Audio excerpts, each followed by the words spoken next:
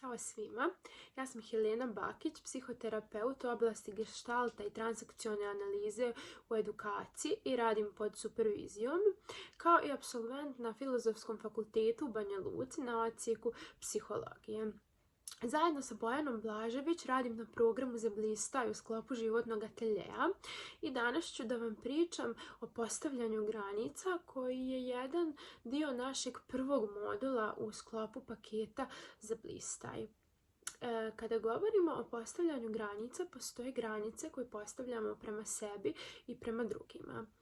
Granice koje se odnose na sebe, granice postavljanja prema sebi se odnose na neku našu kontrolu impulsivnosti i na neku samodisciplinu. A danas ću se ja u ovom videu više koncentrisati na priču postavljanja granica prema drugima i reći ono čuveno ne, koje je mnogim ljudima u stvari veoma teško i što je veoma iscrpno kada ne možemo da postavimo granice prema drugima.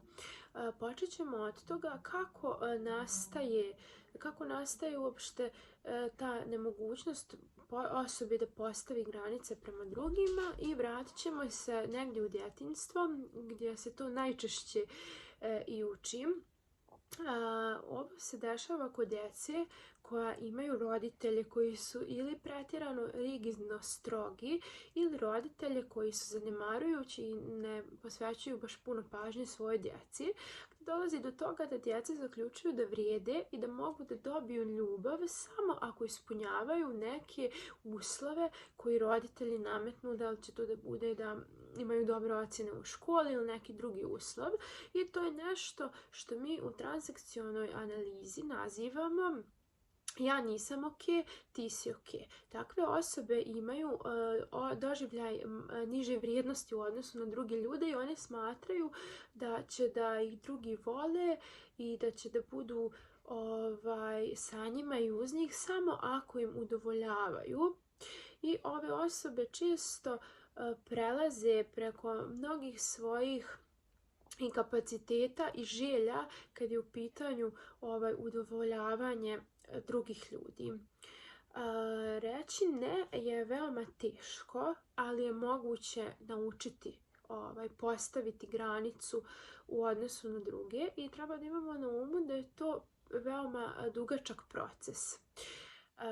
U sklopu za Blistaj programa ja se iz ugla psihologije i psihoterapije detaljno bavim time da vam pomognem da uspijete da postavite granice prema drugima, da kažete ne, da vas vodim kroz taj proces. Bojana će to da radi više iz svog ugla, ali znači u sklopu programa na našem sajtu možete detaljnije da se informišete o ovom procesu i vježbama. Ja ću danas da vam pričam o dvije vježbe.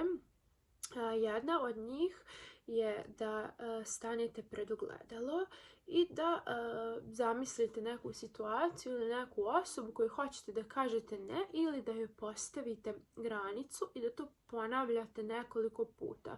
Na primjer, drugarica vas je zamolila da joj posudite knjigu i vi stanete pred ogledalo i vježbate da govorite drugarici ne mogu ili neću da ti posudim knjigu zato što može ili ne mora čak da ima taj dio objašnjenja zašto ne.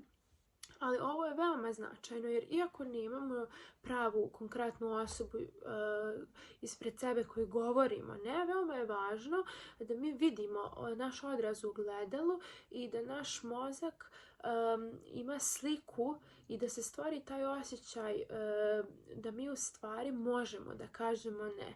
Jer osobe koje imaju problema sa postavljanjem granica često smatraju da nemaju pravo da kažu ne, imaju osjećaj krivice ako kažu ne i onda se javlja kasnije strah da će biti odbačeni od drugih zato što su rekli ne i nisu udovoljili tom nekom drugom, čak i ako to udovoljavanje za njih predstavlja neko preveliko izlaganje ili gubitak. Znači, veoma je važno da mi vidimo sebe u tom ogledalu kako govorimo ne i da naš mozak obradi to i polako se navikava